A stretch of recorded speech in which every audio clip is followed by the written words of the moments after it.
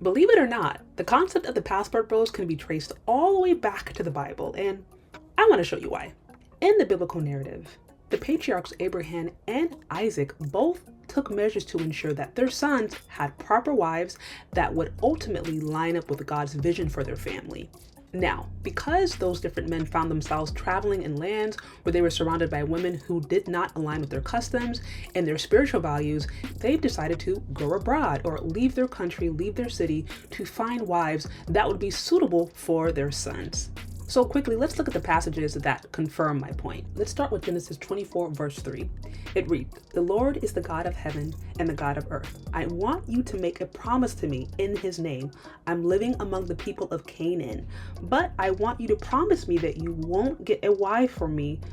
You won't get a wife for my son from their daughters. Instead, promise me that you will go to my country and to my own relatives, get a wife for my son Isaac from there." The servant asked Abraham, "What if the woman doesn't want to come back with me to this land? Then should I take your son back to the country you came from?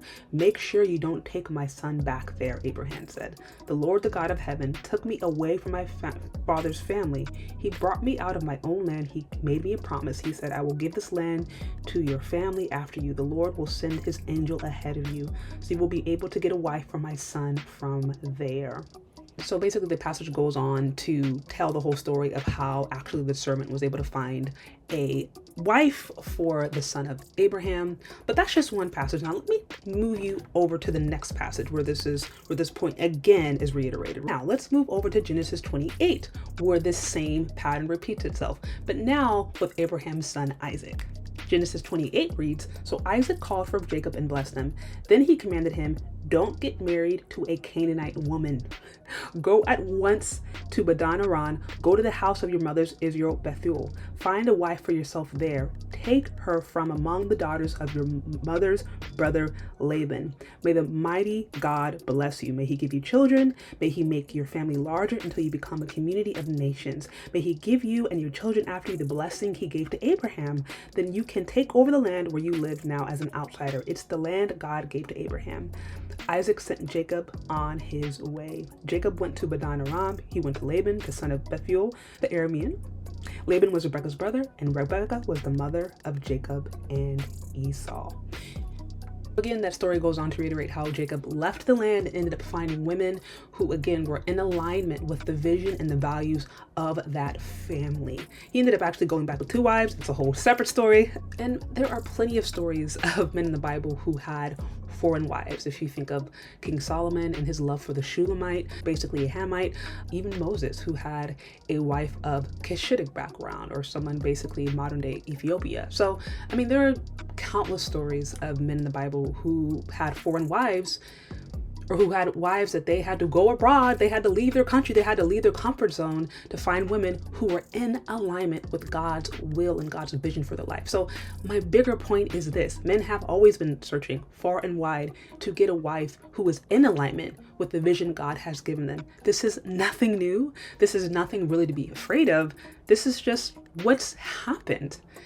And pointing back to the 2 examples that I gave earlier, what was happening at that time was God was essentially trying to establish a holy bloodline, right? Or people who were dedicated to him, dedicated to representing his ways, his principles, right? So that's what that bloodline represented. But an important lesson to take away from that entire concept of creating a holy nation or a holy people or productive nation, however you want to put it, a key component of that is having the right women who are going to be able to assist you in that goal. And the men of God, those early men knew that. They knew that in order to establish a holy nation, in order to establish a righteous nation, they had to be very selective about the women that they picked. They had to make sure those women knew the ways of God, had a clear understanding of the different principles, ultimately of the different values that were going to help assist in that journey. That was an idea and a value that they were holding way back in biblical times, but it still is true today. Who a man partners with can be one of the best, most powerful decisions he can make, and it can also be one of the most detrimental ones. When God sends a man and wife, the Bible itself says that the worth of that is far above rubies, right? That a woman of God, a righteous wife, somebody that is God ordained, brings so much wealth to her husband that it is literally impossible to try to quantify. This is essentially what it means. But the same can be true when a man is partnered with the wrong woman. Just like a woman can bring a wealth of wisdom and can ultimately be like a crown of beauty or a crown of glory to her husband, she can likewise be like rottenness to his bones and bring death and bring destruction and literally suck his energy. And so my point is, who a man partners with, not only is it really crucial to his personal goals, but as far as even building a larger community, building a community that's going to be based upon the right values, women are essential to that. And so right now, today, when you have men saying that they're grabbing their passports, of course, there are going to be bad actors out there doing bad things. That can be said of any movement, of any time, of any place. But this concept and this idea in general is nothing new. It's just now, we have social media and the world is a lot more interconnected than it was before. But men have always been going abroad, or men have always been searching far and wide to find women who are in alignment with their vision and their goals. And so I think instead of, again, trying to shame that or trying to like act like this is some new, crazy crime scene or whatever, I think it's important to step back and be like, this is just men being men. Not surprising. And if you're a good woman, then this shouldn't be a threat to you at all. Because again, if you're a good woman, a guy next to you is going to see it. It's not going to be like an issue. Like the person for you is going to find you. And so I don't really see men going abroad to find wives or to find love as a problem. Now, are there, again, bad actors out there doing bad things? Of course there are. And I don't want to downplay that. Like there's also women going abroad and thotting it up and engaging in sex trafficking to the point to where you've had entire nations have to ban it. So like I said, what they say, when you're pointing a finger at one, there's 3 fingers pointing back to you. That's my point. But more importantly, like, let's not be surprised by this. Let's not be confused. Let's not act like this is some weird, crazy phenomenon. This has literally been happening since biblical times.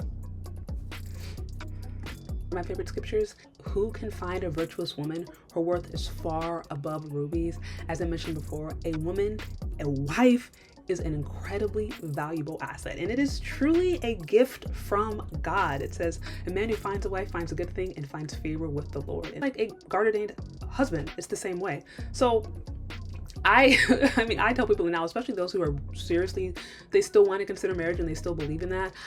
I always say, ask God to arrange your marriage, ask God to set it up, because it's rough out there. I ain't gonna lie, it's rough out there for men, it's rough out there for women. But ultimately, if you invite God into that process, if you are living your life for Him and then allowing Him to guide you to the person that is meant for you and meant to help you on your bigger purpose and vision, it is a beautiful thing. It is a powerful thing. I'm here thousands of years later talking about this family. We see how powerful it is when God is in the midst of a family and He orders our steps. So it is again, very powerful, beautiful thing when we allow the Most High to guide us in that process and bring us to our person. And so that's what I got. And if you haven't already, be sure to check out my other YouTube channel, Daily Life with Christ, where I talk a lot more about my personal spiritual journey of just learning and becoming a Christ follower. So check me out there if you're interested in learning more about my spiritual journey. And also find me on Patreon, Twitter, Instagram, sign up for my email address, and let me know what you think. Thank you so much for listening if you've gotten this far, and we'll talk later, okay? Bye.